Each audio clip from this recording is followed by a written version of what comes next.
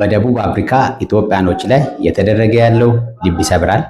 What is going on, fellow Ethiopians in South Africa is heartbreaking. Dear fellow South Africans, why you forget that Nelson Mandela has taken his formal training in Ethiopia to liberate the current South Africa from colony. Ethiopians are such humble people.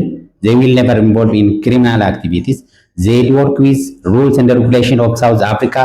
They create the job. They pay the tax. Did Nelson Mandela fight for his lifetime trained in Ethiopia to create such a country where xenophobia is at the peak? I am a doctor working in Ethiopia. I am here to show my voice against any xenophobia in South Africa as well as on this entire planet. The government of South Africa, remember the past.